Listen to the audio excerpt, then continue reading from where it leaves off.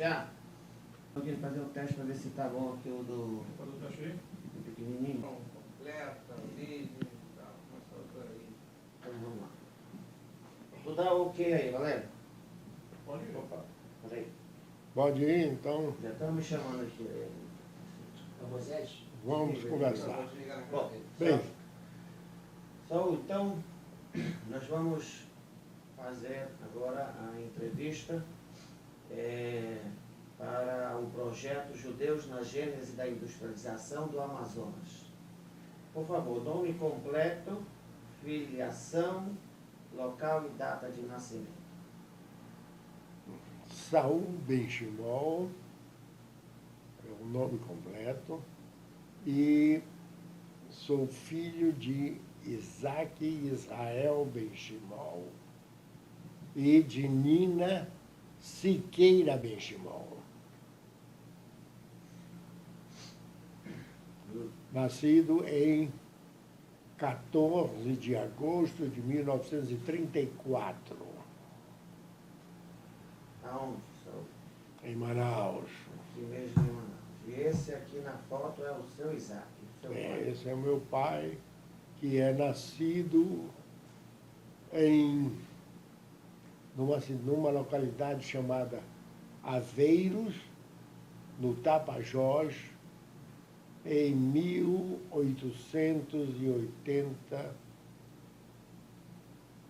1888, Aveiros, no estado do Amazonas, do Pará. no estado do Pará. Então, na- Tocantins é Pará. Então, o que foi? Tua formação escolar, Saúl? Minha formação escolar é Primeiro primário. primeiro primário. Porque eu puxei a atenção dele, ele saiu olhar para mim. Emenda aí, porque na verdade não é Isaac que é imigrante, então na verdade é o avô dele. A gente vai falar depois. Tá. Peraí. Formação, Valério, tá ok. Pode ir. Tá. Formação, então, escolar. Certo? Bem, primário. Grupo Escolar Barão do Rio Branco. Hoje localizado na rua Joaquim Nabuco, né? Grupo secundário, curso secundário. Colégio Estadual do Amazonas. Entrei em 1952 e saí. Não, em 52 terminei. Terminei mais ou menos em 52. Comecei a universidade de Direito, a única que existia no estado do Amazonas, em Naquela 1952, aquela época. E terminei em 1957. Nesse meio termo, eu ganhei uma beca. Beca em espanhol quer dizer bolsa de estudos, para ir fazer um curso de verão na Universidade Nacional Maior de San Marcos, no Peru.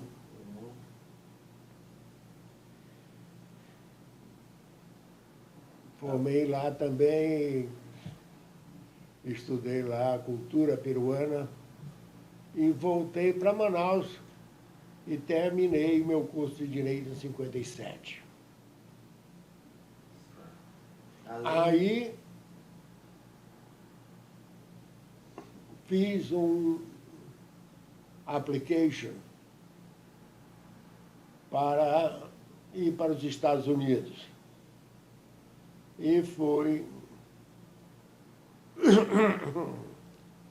granted, quer dizer, me deram uma bolsa de estudos para ir estudar nos Estados Unidos, na Universidade de Novo México, New Mexico. Primeiro eu passei por um período de adaptação de praticamente um mês na Universidade do Texas e depois fui para a Universidade de New Mexico. Lá eu estudei muito e consegui concluir o meu mestrado em um ano. inclusive com a minha tese de graduação. Nesse meio tempo, eu apliquei para a Universidade de Yale, Yale University. E também consegui a bolsa, dada pela Fulbright Commission, Comissão Fulbright, que era uma instituição americana para dar educação para aqueles países amigos, etc, etc. E fui estudar na Universidade de Yale. Acontece que Manaus tinha passado por alguma transformação e o meu irmão Israel, que era o mais velho, tinha decidido que ia embora para o Rio de Janeiro com a esposa Gimol e os filhos, Isaac, Salomão, Eliezer e Nina. Por que ele tomou essa decisão? Pressão da mulher e do velho Salomão, que também tinha se dirigido para o Rio de Janeiro. Houve um processo, na verdade, de migração das comunidades judaicas do norte do Brasil para o Rio de Janeiro. E, inclusive, a Shel Gamilut Hassadim era praticamente desses retornados, vamos chamar. Isso. Grande parte dos frequentadores eram oriundos da região norte. Do norte, Belém e Manaus. Agora, antes de a gente falar, essa já é uma fase posterior. Então, Fale um pouco para a gente sobre realmente a questão da imigração judaica marroquina, mas fixando na família Ben-Shimol. O que tu conhece? Um breve histórico. bem, o problema é o seguinte: os judeus saíram da Espanha, em 1492. Foram todos para Marrocos. Lá vivia em Marrocos numa condição paupérrima, né? Quem disser que tinha dinheiro em Marrocos pode descartar que não está Nessa falando, época está não está mentindo. falando a verdade, né? Eram todos pobres e todos querendo sair do estágio da miséria. Bem, o que é que acontecia? O que acontecia é que não havia muitas oportunidades. Não havia muitas oportunidades porque não havia liberdade religiosa. Foi quando o Brasil começou a ensaiar uma liberdade religiosa, principalmente depois da vinda do D. João VI para o Brasil. E, posteriormente, houve o direito de outras pessoas professarem religiões diferentes, que não era permitido. Era catolicismo ou nada, né? Bem, ainda tinha, por cima de tudo isso, a Santa Inquisição. Então, você tinha uma situação muito, muito difícil. Quando, mais ou menos, os judeus, quando sentiram que, com a independência do Brasil, o fim da escravatura, a agitação para a República, então começaram a ensaiar uma vinda para o Brasil. Né? E vieram para o Brasil. Todos eles, o meu pai e a minha mãe, todos eram de Tanger, originalmente. Aí eu quero fazer uma distinção muito grande. Porque tinham os judeus, que eram os forasteiros, que eram aqueles que viviam em Marrocos e que já viviam em Marrocos há mais de 1000 anos. E aqueles que vieram da Espanha. Então, eram 2 tipos de judeus. E eles eram distintos, inclusive na pronúncia de falar hebraico e de meldar. O ilurino era uma das características dele, né? Era completamente... E a família Benchimol, os teus pais? O meu pai, nós somos espanhóis, né? Nós somos judeus, espanhóis, que viemos de Marrocos, sefaradim de Marrocos, e viemos para Manaus, para o Amazonas. Já foi feita uma pesquisa na família antes do Marrocos? Onde Não. era a família Benchimol na Espanha? Não. No Marrocos não, mas na Espanha... Na Espanha ainda? Nunca tem ideia. se pensou nisso. Bem, e então, esses judeus vieram se estabeleceram no Amazonas. Quer dizer, no Amazonas, se estabeleceram no Pará e depois foram galgando o interior até chegar em Manaus. E chegaram até Iquitos, com uma consequência. Foram invadindo os rios e chegaram até Porto Velho. Então, vejam o que é que aconteceu, o fenômeno. Esse pessoal foi para esses interiores, como eles falavam espanhol, não tinham dificuldade de entender o português. E isso facilitou a vida deles, porque eles se entendiam com caboclos. Isso aí é um negócio muito fácil, né? Bem, esses judeus constituíram pequenas comunidades. Essas pequenas comunidades sofreram um processo de esvaziamento. Porque primeiro houve a dispersão e depois houve a concentração. Quando essas comunidades começaram a ganhar certo dinheiro, tem um certo poder de compra, os filhos e as mulheres queriam vir para Manaus e para Belém. Por que Manaus e Belém? Porque tinham condições de estudar e manter os filhos numa universidade, num colégio. Né? Com isso, houve um processo de concentração das comunidades.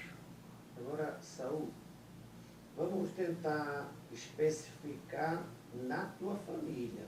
Na minha Pra onde família. foi, no caso, o teu pai já é nascido no Brasil, não é? Já. Então nós estamos falando de uma geração antes, os teus avós. Meus Para avós. onde eles chegaram? Em que lugar? Eles chegaram para Belém.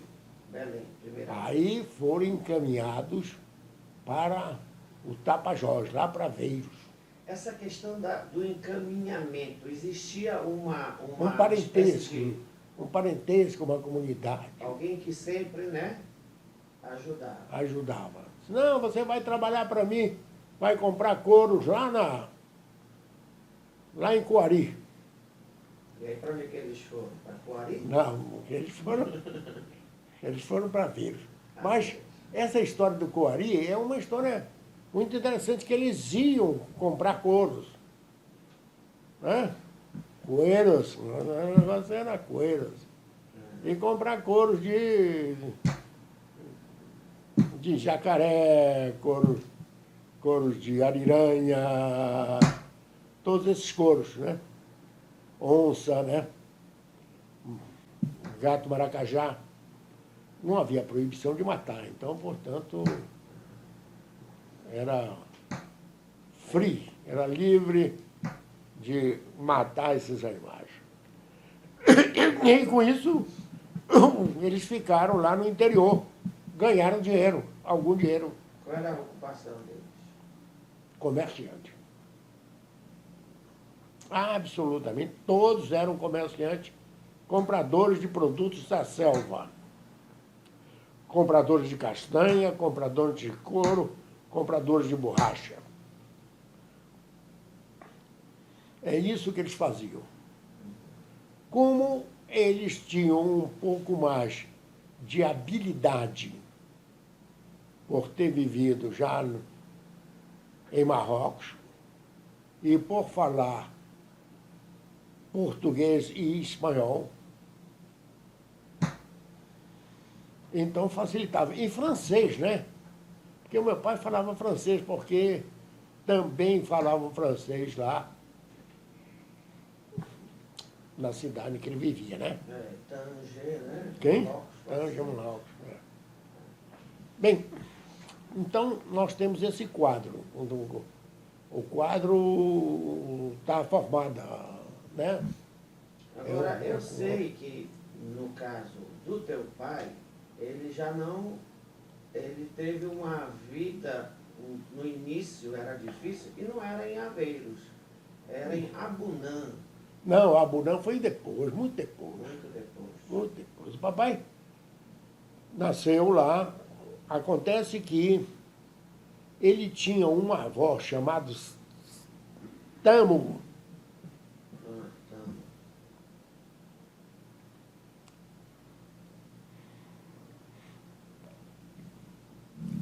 Essa avó, quando o papai nasceu, aí o pai dele morreu,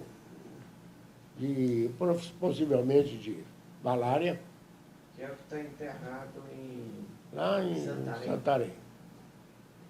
Aí o que foi que houve? A minha avó pegou o menino e disse, nós não vamos ser educados aqui. E levou para Marrocos, para Tanger. Lá em Tanger, a velha tinha possivelmente algum recurso, não era muito recurso, mas algum recurso, e conseguiu com que os meninos fossem estudar na Aliança Israelita.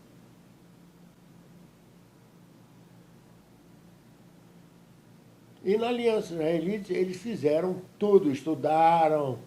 O papai fez um curso de contabilidade e se formaram com a idade de 18 anos, até mais ou menos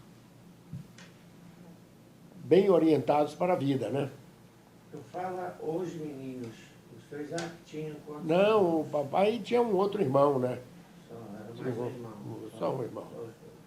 Qual o nome dele? Só um. Eu agora não sei no momento. Sim. Mas então, o que é que aconteceu?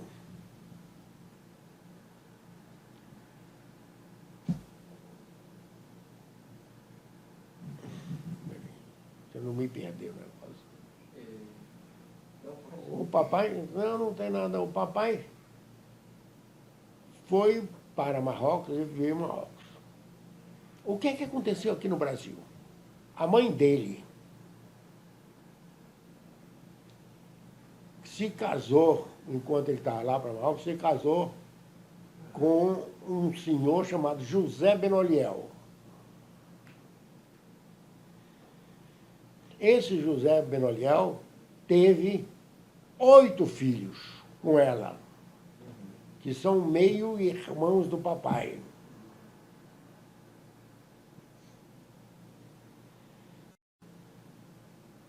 Todos judeus, né? E o papai, quando chegou aqui no Brasil, a mãe dele, né, não estava com toda essa filharada, não estava bem de situação. Então, o papai teve que trabalhar para sustentar esses irmãos. Né? Ramiro e José, que eram os últimos, praticamente eram filhos do papai. E Moisés também.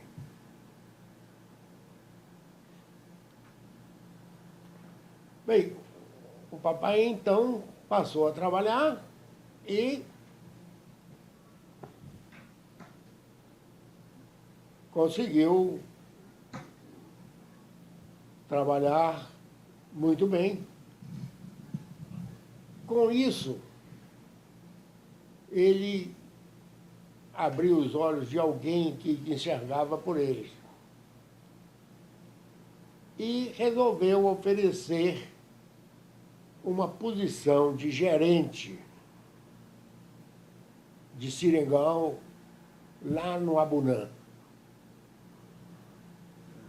Aí que ele foi parar. Aí o papai foi para o Abunã. Bem, tem um interregno aqui, porque o papai casou uma vez com uma prima dele que era irmã desses Bentes, do Elias Bente, do coronel, etc. Né? Primeira núpcia dele. Quem? Primeira núpcia. Primeira núpcia dele. E ela vem a morrer na gripe espanhola, em 1918. Lembra o nome dela, senhor? Eu acho que era Sara. Sara Bentes.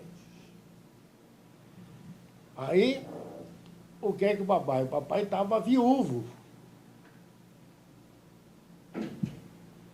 Veio para Manaus e se engraçou da minha mãe, que era Nina Benchimol, Lili, como era chamada, Da família Siqueira. Siqueira. Rafael Siqueira e Lice Siqueira. A minha avó era Lice. L-I-C-E. Eu não sei se Quem? ele casou. Com quem? Tu sabes onde os teus pais se casaram? Aqui em Manaus. Aonde exatamente? Eu não lembro. Não. Quem fez o casamento? Não, não me lembro disso aí. Mas quem deve ter Você não feito... pode se lembrar porque você não era nascido. Quem? Não era nascido, Não mas era assim nascido. teu ouvido falar? Nunca ouviu falar? Não, nunca ouvi. Eu já ouvi falar, devo ter ouvido falar, mas não me lembro. Do que onde se imagina que tenha acontecido o casamento? Numa sinagoga? Pode ser? Não? Na casa de alguém? Não, eu acho que na casa de alguém. Nós estamos falando de que ano, Saul? Casamento dos teus pais. Nós estamos falando em 1919. 19. É, Temos a Ketubá. Alguém tem essa a Licita tem a Ketubá. Está com a Licita. A Ketubá. Então anota aí nossa A secretária. questão de casamento de Então. Isaac Ben-Shimon. Corta E aí. Nina Siqueira. Siqueira. Siqueira está com Dona Licita. Licita. Tá, vamos só dar um cortinho rapidinho, por favor. Só para a gente ter... Também dele casar. Nós temos uma informação que eu queria saber se procede. Saul. Qual é? É a seguinte. Pode mandar, Valente, por favor. Casou É o onde? seguinte, a minha tia, que é a mais velha, Ela deve saber também. é Dona Alegria Salgado. Salgado. Ela É. foi Boadana. casada com Boadana. Boadana, é. Boadana. Ela me informou agora, no Rio de Janeiro, que a comunidade de Manaus, nessa época que tu estás falando aí, não existia ainda, digamos, não tinha comunidade, não tinha sinagoga, não tinha nada. Não Se tinha, não. reuniam muito esporadicamente. Não, nas Páscoas reuniam. Já nessa época? Já reuniam. Já reuniam, já tinha uma Reunia certa nas partes. reunião, Exato. certo? Muito bem. E tinha um grande, digamos, um líder, digamos assim, um razano, um oficiante. Esse era Israel que vinha de Itacoatiara. 1910. Deixa ele Pode falar, falar, isso, Davi. fala. Não, esse vinha de Itacoatiara. Que Israel era esse? É o pai Do seu Curica? do Davi Curica. Não era ele não era Israel. Ele era da mulher do Curica, do Davi A Curica. esposa dele. Ela era Cohen, não? Eu não sei, não era com ele, não. Era, Então, tô lembrado, é. mas eles eram, não é que originalmente, eles viviam em Itacoatiara. Eles eram marroquinos. Mas em Manaus, então, não tinha ainda... Não essa- tinha uma liderança comunitária. Não. Não. A liderança comunitária começa em 1927, 26, 27. Quando o A Pérez, informação o da- Davi Pérez, aí entra um fator. O Davi Pérez. Davi José Pérez. Isso.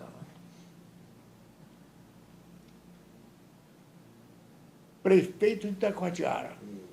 Né? O que é que aconteceu? A comunidade tinha um terreno aonde hoje é o Getúlio Vargas. Está o Getúlio Vargas ali em frente ao cemitério. Aquele terreno era da comunidade judaica, naqueles idos, né? E morreu o filho do Pérez, né? Um engenheiro, que foi uma desgraça.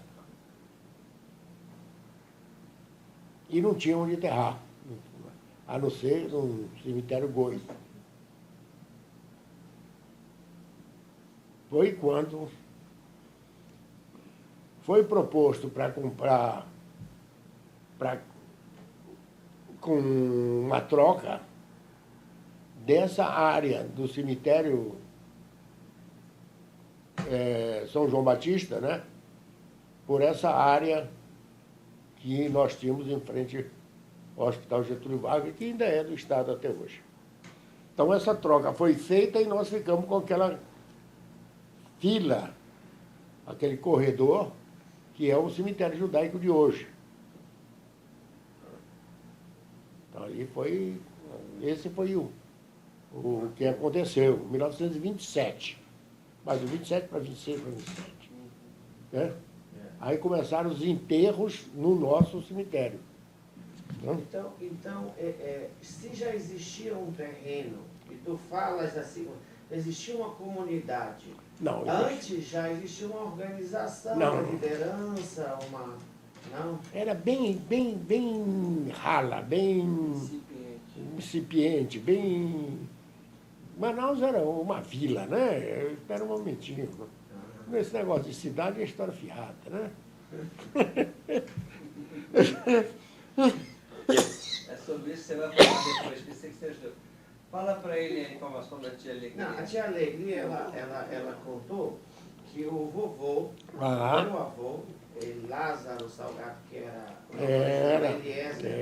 Eliezer Elmaleh, Ele era rabino também, ele era um razão. que foi ele quem fez o casamento. Eu dos teus creio pais. que sim. Tu também eu creio acredita? que- eu Não creio é essa a sim. informação. Foi A isso que ela Quitubá me vai falou. dizer. É o seguinte, eram formados meninos na casa do meu avô. É muito provável ou que ele tenha celebrado o casamento. Eu acho que sim. Agora, a Quitubá eu acho que o vovô não fazia. Seu Isaac Jacó seu Jacó e Azulá já estavam nessa época? Não. Não estava não. Não. Então qual ela está charada aqui? Porque o vovô não fazia Quitubá. Quem assinou a Quetubá é quem fez o casamento. Quem fez o casamento. Tem que ver se Tem se que ser. descobre É. quem é a assinatura, né? Aí a gente vai saber também, vai agradecer a você e a Licita, saber se o vovô fazia Quitubá, porque é uma coisa também que a pesquisa O não teu passa avô pra não. ele. O teu avô era um líder religioso Uhum. de Itacoatiara, né? Que nem ele, o Quem é Racional. da Quatiara? Não de Manaus, Ele veio de Tefé. de Tefé. Aliás, tem... A minha mãe é nascida em Tefé. E frequentavam meu avô, vocês frequentavam, sua mãe frequentava meus avós em Tefé. Essa é a Tefé. informação que a gente tem. A minha mãe é nascida em Tefé em 1900. Né? No ano que casaram os meus avós. No ano do casamento do seu Lázaro Salgado com a dona Nasci- Cine Alves. Alves. Lá A em mãe Tefé. nasceu Lá em em Tefé. 1900. A minha mãe nasceu em 1900. Joia. Agora vamos Vamos, continuar. Vamos passar. A vida comunitária está um pouco aí desse período. Nós estamos nos anos. 1900. Primeira metade do século XX. Exato. Vamos passar para coisa mais genérica. para a coisa mais específica da industrialização propriamente dita. Saudar o teu depoimento, primeiro, do que você sabe, do como você entende, né, da coisa, do que a gente está chamando de gênese na industrialização. Né? A gente está usando um termo aqui, enquanto historiador, pesquisador, né, que não é que a gente não ache que ele não seja correto. Né? Não. A gente sabe que ele é correto, mas é porque a gente diferencia no trabalho que a gente está pensando no que a historiografia, né, econômica chamaria de industrialização propriamente dita, né, que é entendido pelos grandes historiadores como sendo só a partir da formação da zona franca industrial. Por isso a gente criou esse termo gênese, porque a gente acredita que existe um momentum, né, na economia que é anterior a esse e que é um momento industrial. Fala sobre isso, o que você acha? Bem, aí tem que entrar na Amazônia. Né? Nós já estamos na Amazônia. O meu pai já está casado com a minha mãe. Já tem 8 filhos. Né? Nós somos 8. Israel, Rafael, Samuel, Robine, Alice, Alberto, Saul e Benjamin.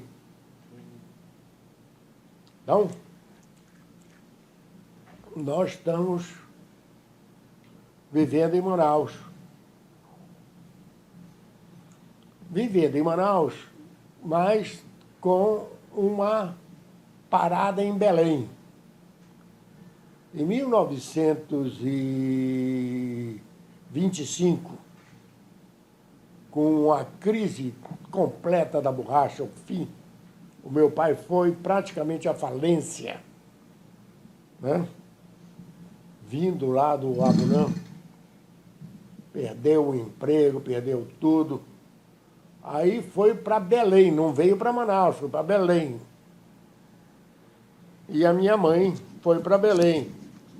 Foi quando nasceu o meu irmão Alberto em 1926, 1932.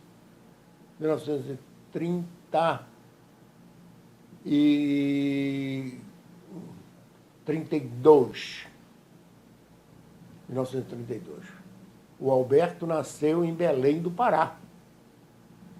E o Samuel e todos os meus irmãos estudaram no Colégio Progresso, que era o que tinha de melhor àquela altura em Belém do Pará.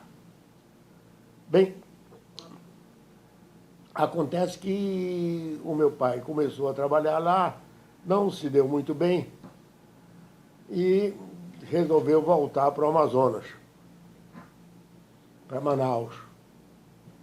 E em Manaus ele passou a ser contador da firma Tadros e Companhia, que eram os libaneses, né? Liderado pelo velho José Tadros. Bem, foi com... Essa firma era firma de quê? Comprava aviadores. Aviadores.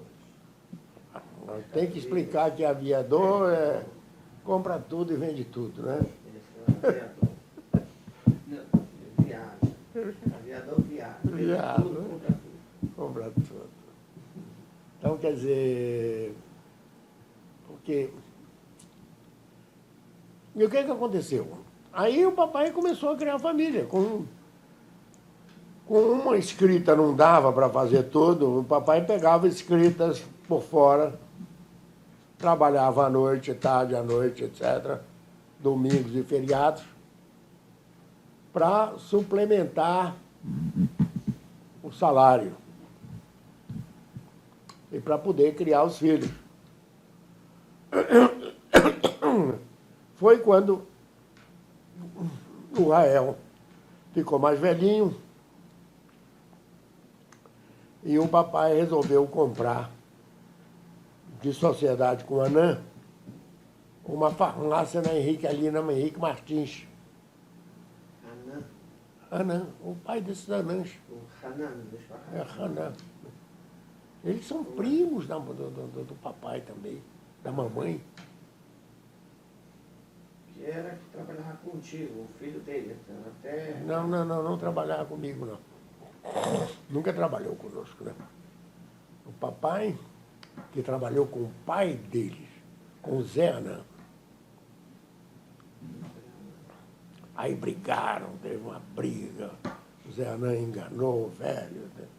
Cada um diz a sua história. Aí se separaram. De que era? Venderam a farmácia, etc. Uma farmácia. Mas nessa altura Israel tinha também casado com a Gimol, que era a filha do velho Salomão Levi. E foi trabalhar em compra e venda, conta própria, né? Compra e venda de mercadoria. E em 1942 fundou a Benchimol Irmão e Companhia Limitada, de sociedade com o papai que fez essa sociedade, em 1942. Ele escreveu o contrato social e... Nós temos esse documento. Tem, o contrato social tem aqui na Da Bemol. primeira empresa Benchimol, É. você tem ele aí. Aqui não, lá na Bemol. Não, já está na biblioteca, né? Tá. Então, 1942. E daí por diante era comprar, vender, comprar e vender, comprar e vender. Quando acontece a Segunda Guerra Mundial.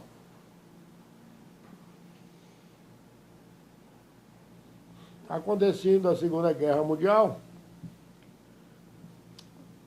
houve uma falta generalizada de alimentos na Amazônia. Inclusive de pão, porque não vinha farinha de trigo. E o Samuel tinha terminado a universidade de Direito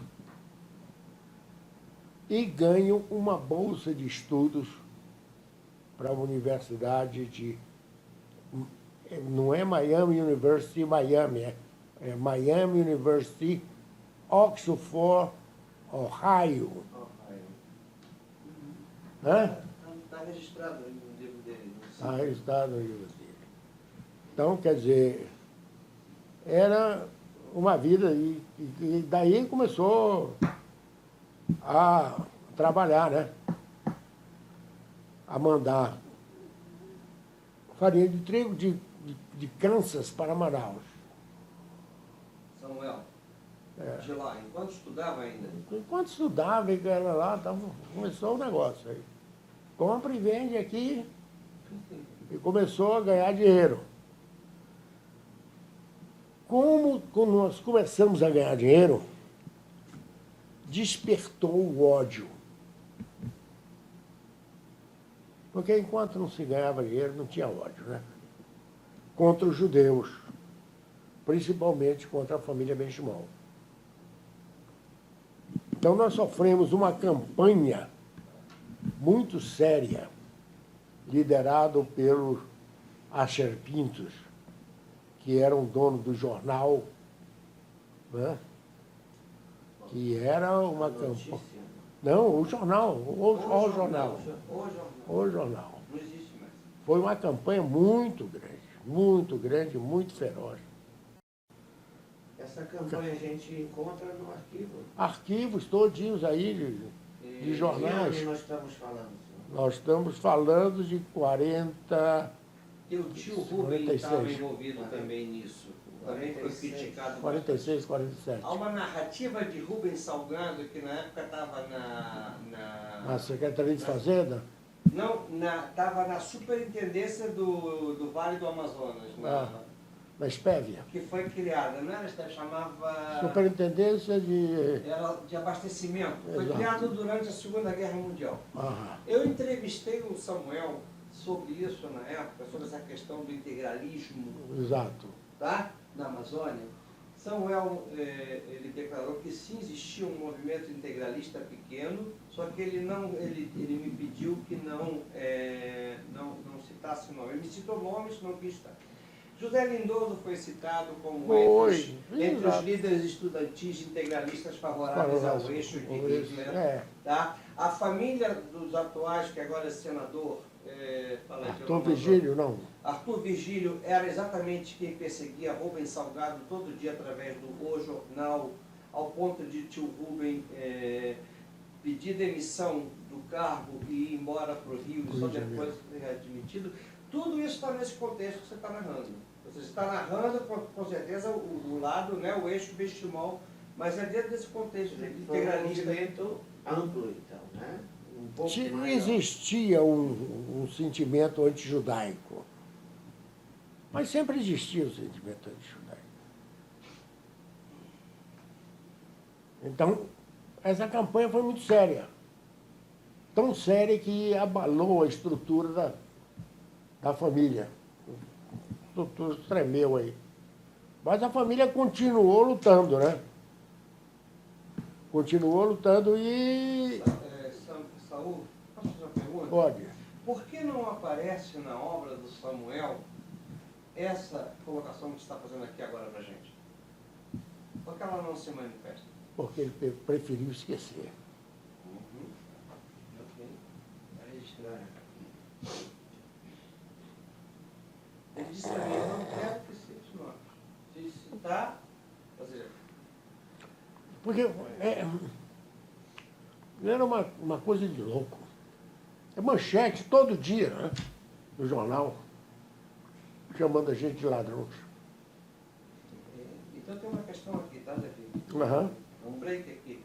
A princípio são 3 grandes famílias que estão envolvidas nesse trabalho da saúde.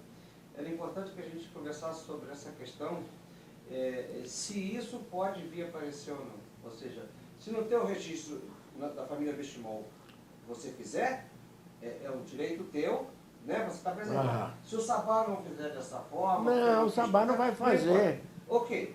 Não vai fazer, outro tipo, outro... Mas se o registro dele vai ter que ser falado, vai ter que ser colocado. Essa questão vai ter que ser abordada. Se o Samuel, em sua época, não o fez, a gente avança nesse sentido agora, nesse momento. Não, mas eu acho que não devia avançar nisso. Deve registrar. Apenas registrar. Registrar. Avanço no sentido de registrar, porque não pode nem registrar. Não tem registro. Não tem registro nenhum.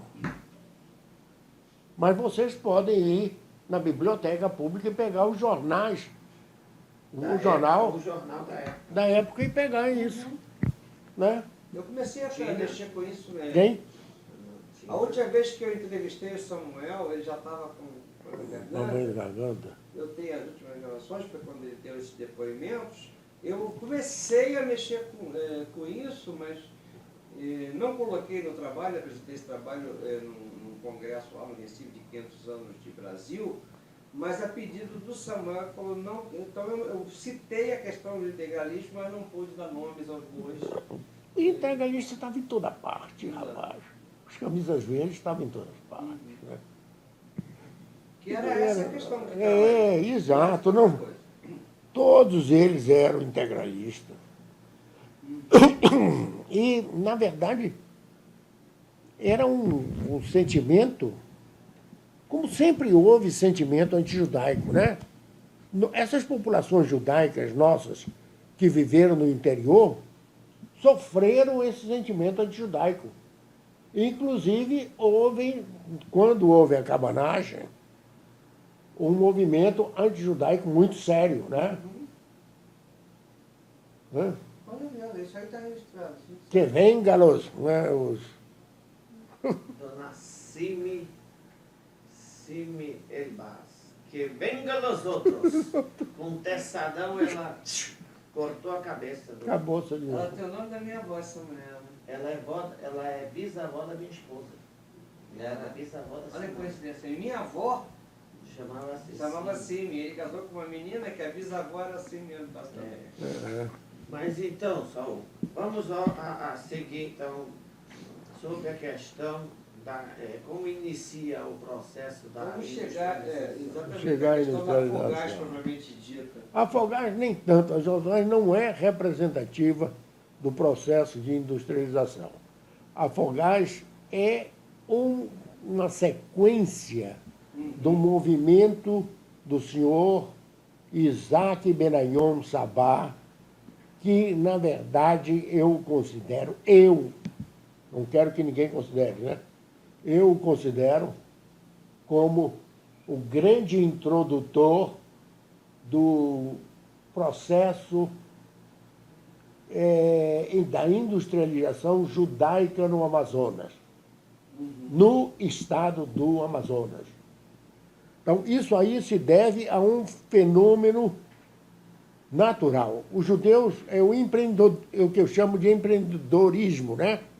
O que acontece é que foi criada, né, uma atividade, uma mente, né?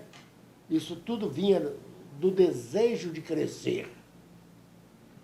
E essa mente judaica que resolveu desabrochar depois ou durante a Segunda Guerra Mundial. Quando estoura a Segunda Guerra Mundial, o Brasil ficou numa situação privilegiada, porque os japoneses cortaram o suprimento da borracha asiática. E, consequentemente, tinha que voltar para a Amazônia. Voltar para a Amazônia significava reativar os seringais nativos da Amazônia. E reativar os seringais nativos da Amazônia precisava de dinheiro. E o governo americano resolveu gastar esse dinheiro com uma empresa chamada Harbor Development Corporation. A RDC foi responsável pela a renovação da atividade da borracha. Então, o que é que ela fez? Ela veio para Manaus, construiu o aeroporto de Manaus. O aeroporto de Manaus é uma consequência da Segunda Guerra Mundial, construído pelos americanos. Manaus não tinha aeroporto. Bem, então foi feito o aeroporto. E, consequentemente, houve uma abertura, uma expansão da visão amazônica. O que é que aconteceu? Os judeus, como tinham um certo discernimento, passaram a ser os intermediários na compra e venda da borracha. E serviram de apoio aos americanos. A não ser um tio meu, que caiu na lista negra. Isso não é para botar, não. O tio teu caiu na lista negra. O pai do Zezinho, o Zé Siqueira. Porque ele não quis vender para os caras? Não, porque ele estava vendendo também para os alemães. Aí os alemães colocaram o Zé Siqueira na lista negra. Eles mesmo queimaram o cara.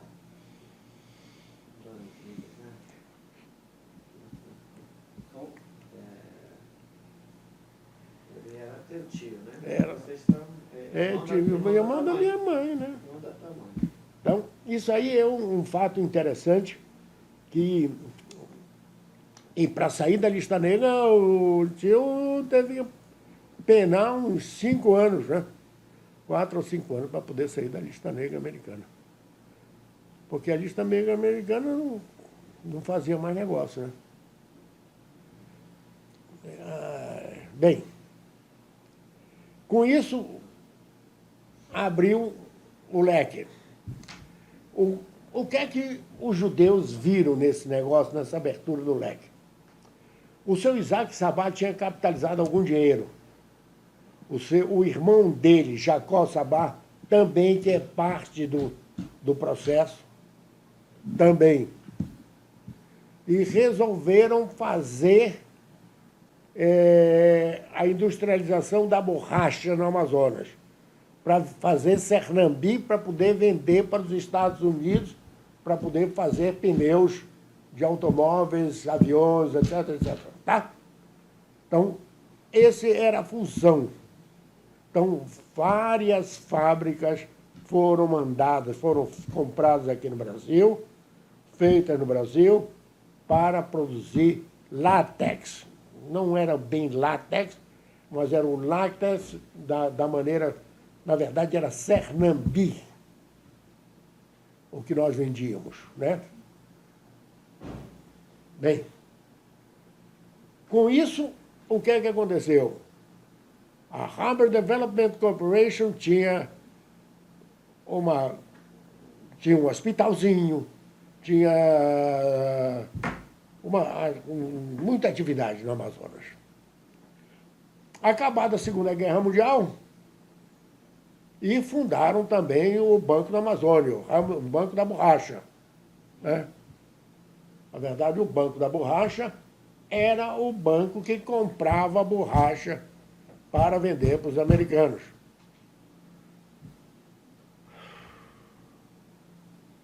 E vendiam a borracha, né? Só podia vender para os americanos, não tinha monopólio, né? Já estava escrito isso. Bem,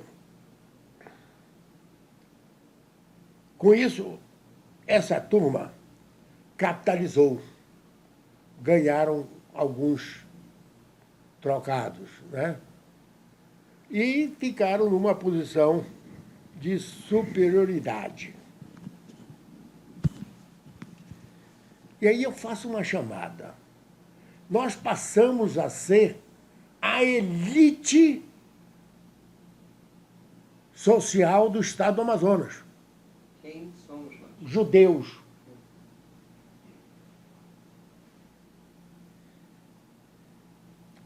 Por que isso aconteceu? Porque com o desaparecimento do ciclo da borracha, a maioria das outras etnias foram embora da Amazônia. E não tinha como fazer uma elite novamente, rapidamente, né? E ascendeu aqueles que estavam logo embaixo, que éramos nós. Então, nós subimos. Não porque queríamos, não, mas fomos guindados a assumir a liderança econômica social. Porque, a essa altura, estava entrando uma nova leva de pessoas que eram os imigrantes nordestinos, os cearenses. Todo mundo era cearense aqui na Amazônia, né? Podia ser Rio Grande do Norte, qualquer coisa era cearense. Pernambuco, não tem problema. Todo mundo era cabeça chata. Em São Paulo, todo nordestino é baiano, e no Rio, todo nordestino é paraíba. Então, quer dizer, essa situação, nós fomos guindados sem querer. Como o seu Isaac Sabá tinha uma inteligência, um horizonte maior de visão, ele enxergou que o método que nós fazíamos para transportar gasolina e querosene era bem rudimentar. A gasolina ia para Belém. Lá em Belém era posto em latões, latas de 20 litros, né? E de lá vinha para Manaus, naquelas, não era nem balsa naquele tempo, era aquelas canaúns, né? Aquelas coisas terríveis, com um perigo desgraçado, né? Eu não sei como chegava lá, furava a metade, estragava a metade. Então, isso aí era um negócio bem rudimentar. Foi quando o Isaac Sabá disse, por que nós não vamos colocar uma refinaria de petróleo no Amazonas? Então, ele mandou fazer um estudo para comprar uma refinaria. A menor refinaria que pudesse fazer. Que era a refinaria de 5 mil barris por dia.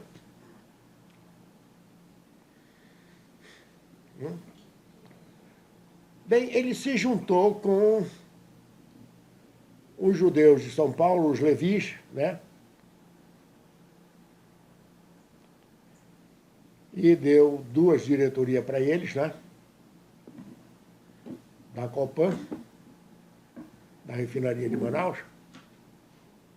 E com isso foi possível fazer a refinaria de Manaus. Conseguiram, com o governo brasileiro, o Conselho Nacional de Petróleo, a permissão de construir a refinaria de Manaus antes da lei do monopólio.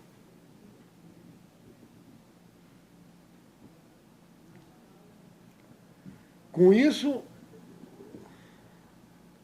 foi um negócio espetacular, né? Nós tínhamos uma concessão, Manaus. Manaus passaria a ser a cidade com uma importância vital, porque tinha uma refinaria. Daí nosso crescimento em detrimento de Belém. Hoje eu não falo mais nem sobre Belém, porque hoje Belém já está muito mais atrás, né? Hoje nós somos a 7ª cidade, Belém é a 11ª, então não tem mais nem o que se disputar com Belém. Belém já era, né? Mas, quem? Manaus é a 2ª cidade mais promissora para quem quiser empreender um negócio hoje no país. Eu sei, não é só isso, não, mas Não tem nenhuma do que seria um pequeno complexo industrial. Não é por aí, a visão não é essa. Não é essa. E eu disse para o Salgado. Eu disse para o Salgado. Independente disso. Eu disse para o Salgado. Registrando tudo agora. Não, nós estamos registrando. O problema é o seguinte. Como o seu Isaac Sabá fez a refinaria, o Samuel anteviu que com a refinaria em Manaus haveria necessidade, haveria produção do GLP, do gás liquefeito de petróleo. E o Samuel foi falar com o velho Isaac e ele disse que ele não tinha interesse no GLP. Naquela época. Então, Samuel, se o senhor não tem interesse, eu tenho interesse. Né? Aí, quando foi feita a refinaria de Manaus, né, em 1956, nós já tínhamos aprovado. Primeiro, quem aprovou não fomos nós, foi o pessoal da Gasônia, né? Que aprovaram primeiramente uma companhia distribuidora de gás aqui no Amazonas. Eles né? foram os pioneiros. Não, pioneiro por 2 meses, né? É. Não, eu li. Que conseguiram a permissão, permissionária. Porque, na verdade, isso é concessão, é uma permissão. Nós somos permissionários de serviços públicos. O governo dá uma permissão para que você performe um serviço público no nome dele, mas em seu nome. Né? E nós fizemos Afogás que hoje é uma empresa relativamente... Que ano nasceu a Afogados? Quem? Que Pode ano ela foi detalhar fundada? para a gente da criação Ah, da Afogados. 1956. Nasceu aqui nesse lugar onde ela está?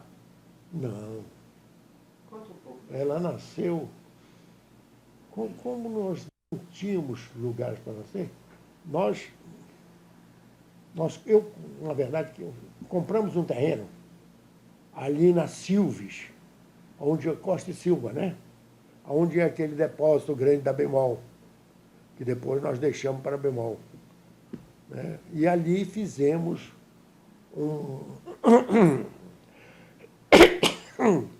um parque de armazenamento de gás. Porque o nosso gás era... Primeiro, para conseguir essa permissão, nós começamos comprando gás de uma companhia de São Paulo, né? Uma companhia paulista de gás, e trazíamos ele em navio até Manaus, já cheio, em botijas de 13 Ele já quilos. vinha pronto para ser só comercializado. Só comercializar. Mas isso aí era para mostrar para o governo brasileiro que nós tínhamos já uma empresa de comercialização de GLP. Então, no momento em que o governo autorizou nós como permissionário de serviço público, aí nós fomos junto com a refinaria. A refinaria começou a produzir GLP. E ela mesmo engarrafava, ela tinha uma planta de engarrafamento que engarrafava tanto para Afogados como para a Gasônia, de acordo com as cotas dadas. Como nós tínhamos a quantidade maior de clientes, nós ficamos com uma maior parte do market share, né? do mercado. Né? Da faixa de mercado. É. Eu me lembro um depoimento do Samuel dizendo que o que estabeleceu isso foi uma corrida ao ouro de quem conseguir a maior quantidade de clientes de porta em porta, né? Você lembra um pouco disso? Eu me lembro disso, mas eu acho que isso aí, no princípio, se deve muito ao Israel, meu irmão mais velho. Meu irmão mais velho era um homem muito ativo. E ele levava no carro dele os botijões, instalava os fogões, fazia tudo. Né? E nós compramos umas caminhonetes usadas, uma F1 Ford, né? Horrorosas. Entendeu? É isso aí, ou seja, só corta aí. Saúl, eu quero agradecer. E eu não deveria estar aqui, né? Por que não, Melina? Por que não? Porque eu acho que eu tenho a ideia, mas de fazer a gênese da Revolução Industrial, mas eu não sou integrante do processo. Você é integrante, você acabou de narrar uma coisa, você é testemunha viva. Nem que não é você. Essa discussão é assim. Você Vai mais longe. Isso aí, o problema é a origem. Na origem. Porque, deixa eu te explicar o que é a origem desse negócio. O problema, quando estourou a guerra, então tinha que tratar a borracha. E, nesse tempo, os judeus foram para a borracha. Então, teve a Labor, que a Labor era do velho Isaac Sabá, ali no Educandos, né? A usina Labor de Burraca. Tinha a usina Estrela do Jacó Sabá, que era na Ilha de Monte Cristo, né? E esse pessoal é que, na verdade, fazia o serviço da borracha. E tinha um grupo JG que fazia um pedacinho do processo, né? Mas só que os portugueses não estavam muito interessados nisso aí, enquanto nós, os judeus que não tínhamos outra oportunidade, estávamos interessadíssimos em realizar a revolução. Né? Interessadíssimo porque queríamos ganhar dinheiro para ter o reconhecimento social. Você pensando como empresário amazonense, Saul, entender que uma economia é configurada por alguns segmentos importantes. Você tomando como exemplo o caso do Amazonas, né? Você vai configurar, provavelmente, pelo que eu posso entender, que a borracha, nesse momento, ela é prioritária. Ou seja, ela Naquele momento naquele momento ela é fundamental. Mas se eu te fizer uma outra pergunta assim, pode escuta, fazer. Os judeus, eles foram preponderantes em todo esse início do industrial do Amazonas? Foram. Essa é a tua visão? Porque, na verdade, preponderância, para mim, é ter a ideia originária. Uhum. Né? Então, o que é preponderância? Preponderância do seu Isaac Sabá de criar uma companhia de fazer compensados. Isso aí era uma ideia brilhante. Trazer para Manaus uma indústria de compensados. E trouxe para Manaus a Compensa, né? Depois vieram outras companhias, mas ele foi que trouxe. A borracha, eles que trouxeram.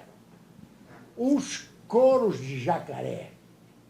Na verdade, os judeus foram responsáveis pela fabricação de couro de jacaré na Amazônia. Nesse aspecto está o Isaac Bezecri, que fez em associação com o Arduino e com outros judeus aí também. E o velho Salomão Levi, que se associou com os judeus argentinos. Né? Fazendo couro também. Coeiros. A questão tu falaste de transformar o couro. Transformar o couro, principalmente, tinha um problema muito grande, que é o peito do jacaré. O peito do jacaré é ósseo.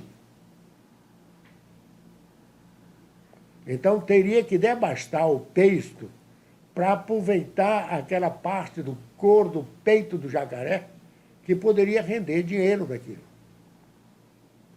Porque, no princípio, não se aproveitava o peito.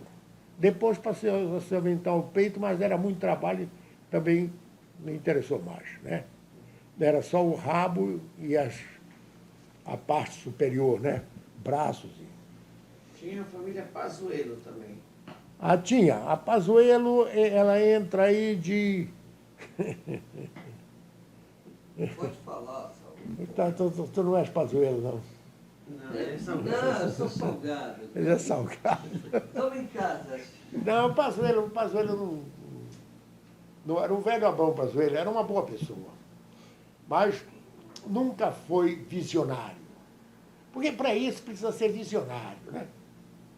Eu conheci o Abrão Pazuello. Eu namorei uma neta. Ele não é visionário. E nisso aí precisa ser visionário. Por isso que eu dou glórias ao seu Isaac Sabá, porque ele era visionário. Ele enxergava mais que um palmo além do nariz. Isso aí é... Porque eu estudei economia e sei que empresário é aquele que tem uma visão cujo horizonte seja maior, que é capaz de transformar. Com certeza. Sobre a questão, já que você faz questão de ser justo e colocar toda a questão da gênese da industrialização no que diz respeito à participação do Deus, nessa ênfase do sabá, da importância do sabá. Muito importante. Até porque, historicamente, não tem como fugir disso, né?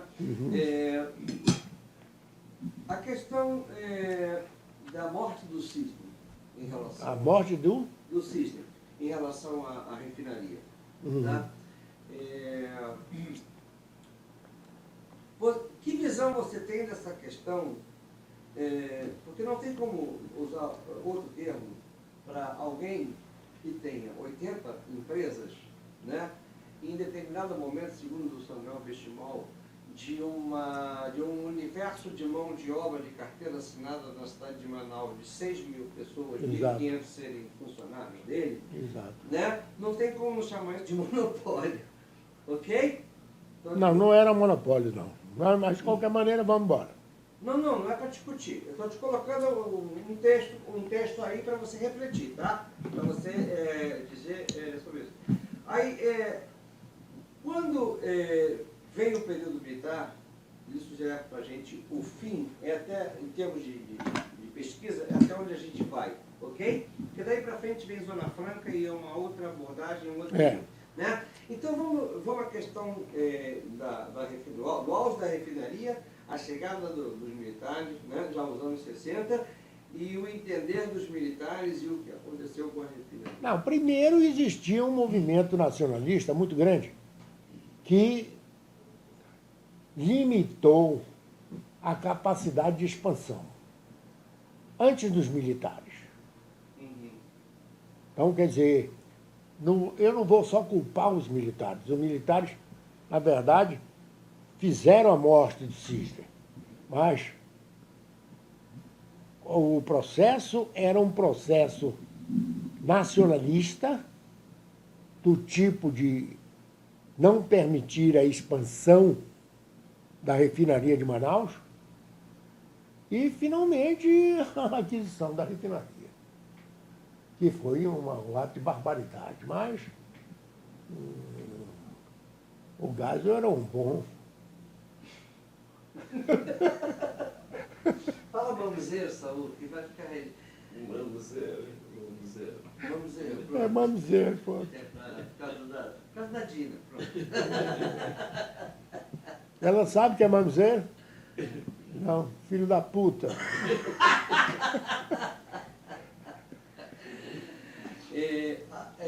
Mas então, bom, eu ouvi detalhes dessa situação.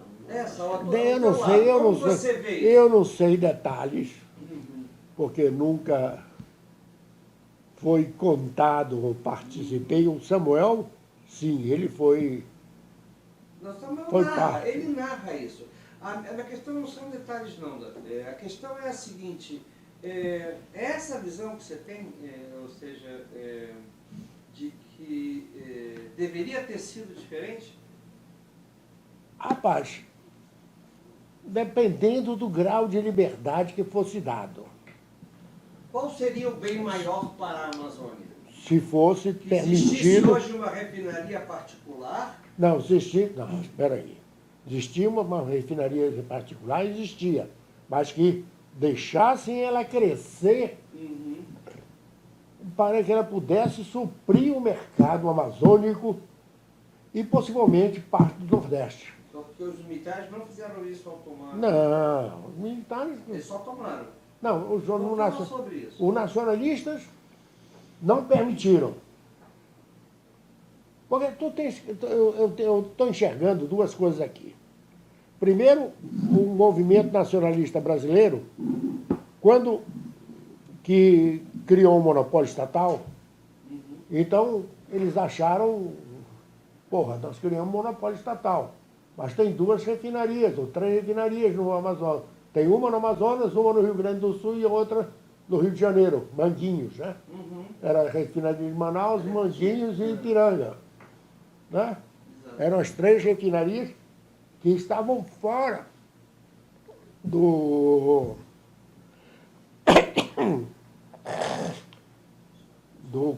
contexto do monopólio estatal. Então, no momento em que você não deixa que eu possa crescer, você cortou minhas asas. É mesmo cortar as asas de um passarinho para que ele não possa voar. Você é um empresário que quer voar, você tem que ter espaço para poder voar. Então, quando chegou a Revolução, aí foi fácil, né? O papagaio já não voava mais, né? O bicho, pássaro, não voava mais.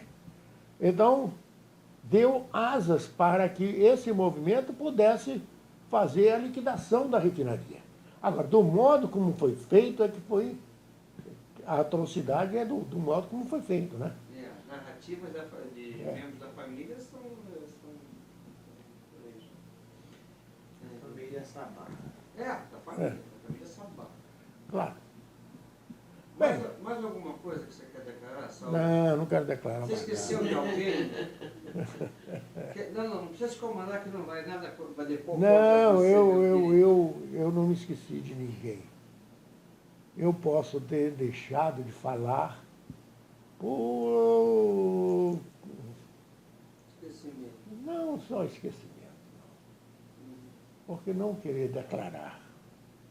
Mas eu acho que vocês têm que procurar, é o Moisés Israel que já se recuperou de São Paulo. Estamos já no pé dele. A notícia que a gente tem, Saulo, é que ele deve chegar aqui lá pelo dia 18. Mais ou menos. Né? Já Daqui falei vai com cair. ele, já entrei em contato com ele.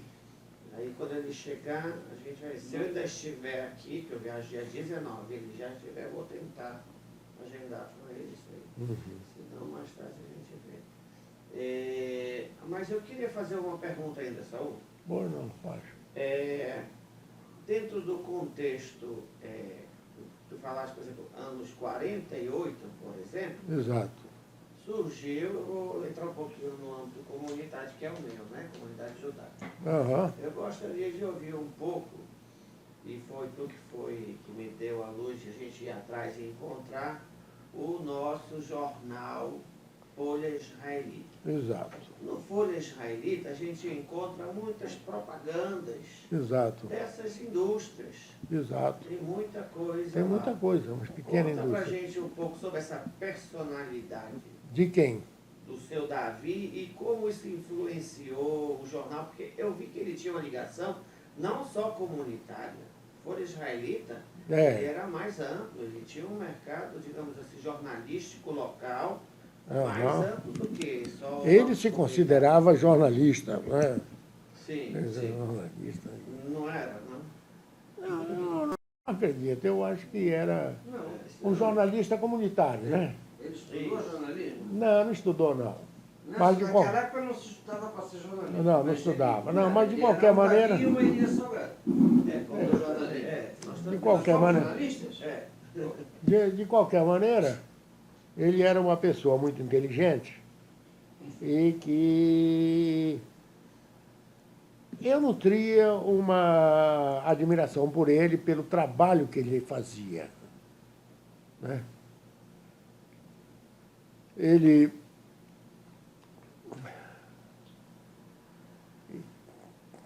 levava os jornais, pegava os jornais, cobrava as mensalidades, os anúncios. Então, era um trabalho insano. Isso sem existir Estado de Israel, sem existir, praticamente antes do Estado de Israel, o velho Davi Salgado já fazia judaísmo. Né? Israel e defensor intransigente do Estado de Israel. Mas, então, quer dizer, ele tem méritos e mais méritos. Eu fico satisfeito que vocês estejam revivendo parte da Folha Israelita, que é merecedora, né? Graças a ti, Salgado. Foi tu que me... Tu não vais, Salgado, tu que é jornalista, sabe quando... Me lembro. Tu não vais fazer uma matéria sobre o jornal do seu Davi Curica? Davi Curica. Davi Curica, é como nós chamávamos ele. Mas são, que Deus te dê até 120, bem assim, porque em cima dessas histórias que você vai lembrando, Salgado, liga para ele, fala isso mesmo. Tu não vai não sei o quê, que a gente vai fazendo. Vai fazendo. Vai fazendo, é assim que a gente recupera uma consciência de retalho. Exato. É, porque grande parte da nossa história comunitária, ela se É, queimou, né? queimou. Se queimou. Perdeu muito. Se queimou mesmo, não literalmente. Literalmente se queimou. Queimou. Foi queimada. Foi queimado. Então o achado do Amazônia, Da do Folha Folha Israelita. Israelita, já deu história, já trouxe a história de volta, a realidade. Trouxe. Né? A questão Trouxe. do presidente que estava sendo esquecido lá, o Bemuia, É. pai do Abrão. Exato. Ser um presente na lista. O quadro de terceiro. presidentes lá no comitê Não tinha o israelita, Bemuia. Não tinha o seu Tinha Salomão desaparecido, Bemuia. né? Exato. Estava lá na Folha. Mas eu sabia que ele tinha sido Pois presidente. pois Saul, voltando à questão da industrialização. Hoje em dia existe uma federação da indústria, né? Muito bem. Naquela época, isso que a gente está chamando aí de incipiência industrial ou gênese industrial, não existia uma federação, né? Não, existia a Associação Comercial do Amazonas, Uhum. e da qual, durante muito tempo, foi presidente o velho Paulo Levi Benoliel. O nome dele era Jacó Benoliel. Uhum. Acontece que ele trabalhava nessa drogaria, que o fundador tinha sido Jacó Paulo Levi. Então, como ele não queria mudar o nome, então ele adotou o nome do ex-sócio, né? E passou Jacó Paulo Levi Benoliel. Mas o nome dele é só Jacó Ele foi Benoliel. o primeiro presidente da associação. Eu não sei, ele foi cônsul de Portugal durante 30 anos. A Dina tem a lista. Ele é português Uhum. de nascimento e foi cônsul de Portugal durante 30 anos, mais ou menos. 30 ou mais de 30 anos. Então ele tem um passado. Tem uma revista, uma edição da revista do. Não é a corrente? Moraxá. Morachá. Não é a Moraxá, a outra do concorrente do teu. Menorá. Menorá. Exato. De 1960, Vai, mais ou menos, que ela é especial sobre a comunidade judaica da Amazônia. Amazônia. E este senhor Paulo, Jacó tem Paulo uma Levi matéria, Benoliel. conta sobre ele, conta exatamente isso que tu estás falando. Eu tenho essa revista. Então, a associação comercial seria a instituição O de centro classe representativa da não indústria tinha e comércio. distinção entre indústria e comércio. Não, Perfeito. era, Então está certo o nosso raciocínio, Dina. Não. Né?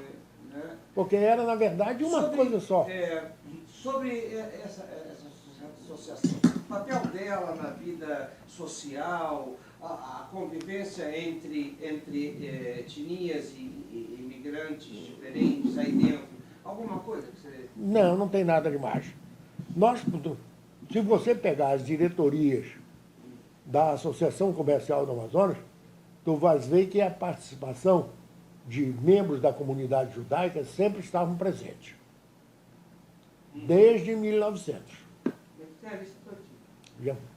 Há alguma relação entre o clube ideal e a associação comercial direta? O clube está ligado? Não, o clube era o representativo da elite amazônica. Uhum. Era o clube mais representativo da elite amazônica. Porque tinha o ideal e como concorrente, que não era do mesmo quilate, que era o Rio Negro. O Rio Negro, né? Não. Tio Jaime era Rio Negro, né? É. Não, Jaime era Rio Negro. Jaime Salgado. Era Rio Negro. Mas aquele era a segunda classe. Era a segunda classe. Segunda O classe. ideal era a gente... Mesmo que... Deus do céu. E as festinhas para mesmo que judeus, né? O ideal era... O forasteiro era a segunda classe de judeus.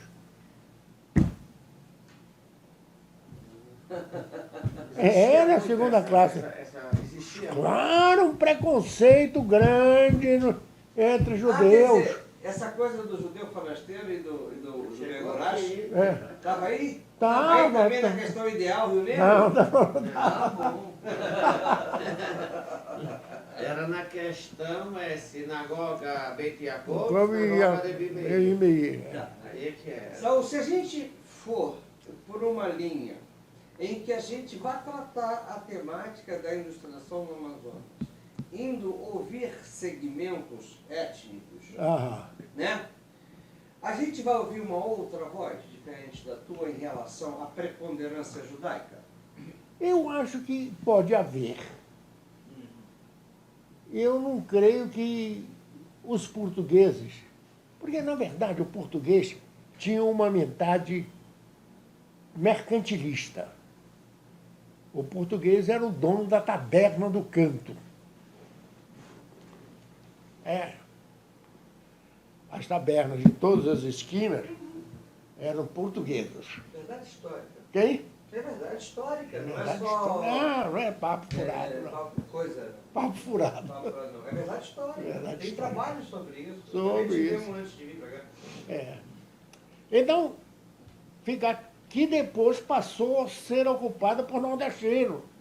Porque a sucessão dos grupos dominantes é um negócio, um processo natural. Né? E os sírios-libaneses? O sírio-libanês, ele sempre ficou numa categoria um pouco abaixo da nossa, mas muito abaixo da nossa. Eu não põe isso aí, porque senão não reflete bem. Então, mas de qualquer maneira, eles sempre foram de uma categoria inferior. Estou entendendo o que está falando. Saul, para finalizar, é o seguinte. Quando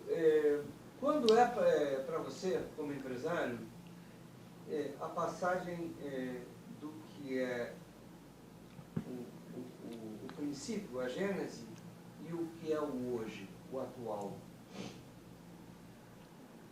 a nível da industrialização? Rapaz, repete a pergunta, porque... Isso que a gente está falando, a gente, né, em algum momento, a gente Exato. entendeu como sendo um momento de gênese, lá incipiente, não sei o quê. A industrialização propriamente dita, estabelecida hoje, como a industrialização do estado do Amazonas, o que existe como indústria no Amazonas hoje, Exato. ela é de um outro momento. É universalista. Ela é de um outro momento. Porque você se Você transformou... concorda com a tese de que o que existe a nível de parque industrial no Amazonas hoje é a partir da criação da Zona Franca? Então, tudo isso que nós falamos... Não, o problema é um problema do processo histórico. Então, o processo histórico é mais ou menos assim. O Belém era predominante, correto? E, na predominância, ela carreou para Belém todas as instituições políticas e financeiras que poderiam ter feito o desenvolvimento do Amazonas e que, na verdade, cerceavam, não abertamente, mas o desenvolvimento ou a facilitação para empréstimo do Estado do Amazonas, no Estado do Amazonas. E, com isso, facilitavam para o Pará. Acontece que, no Estado do Pará, uma grande maioria de empresários, entre aspas, né? Na verdade eram vigaristas, né? Que tomavam dinheiro do governo, não faziam nada e iam para a falência. E com isso foi se levando o tempo. E se criou um mecanismo na Espévia. Para você aprovar um projeto, tinha que pagar para os economistas paraenses para fazerem o projeto. Porque se o projeto não fosse feito pelos economistas do Pará, nem seria aprovado. Então, quer dizer, foi preciso, com inteligência, e inclusive nisso aí o Samuel teve uma participação muito grande, conseguir separar a Amazônia Prestem atenção a esse negócio, isso é um fato muito importante. Criou a Amazônia Ocidental e a Amazônia Oriental. Com a secção da Amazônia, então foi preciso acordar mais ou menos o processo. E a SUFRAMA é o produto desse seccionamento. Foi o Ferreira da Silva que fez a lei que criou a SUFRAMA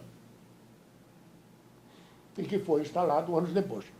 Então, a SUFRAMA foi instalada e o Estado do Pará pensou que não fosse nada.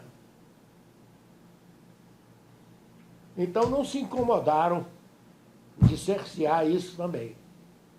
E, consequentemente, aí disparou o desenvolvimento da Amazônia.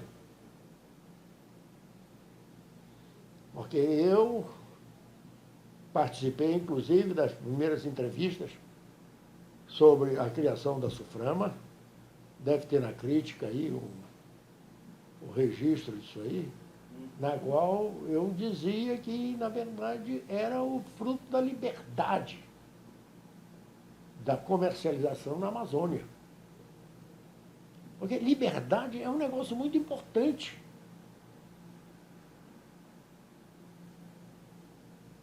Então,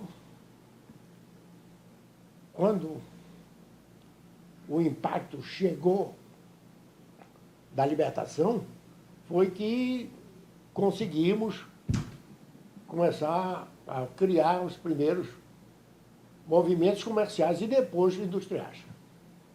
Então, aí que se deparou, aí começou o processo industrial universal.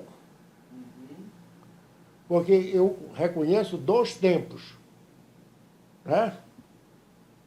A gênese industrial amazonense brasileira e a gênese do processo universal que se deu com o fato da Zona Franca da Amazônia. E era um tempo em que o mundo estava tentando a globalização.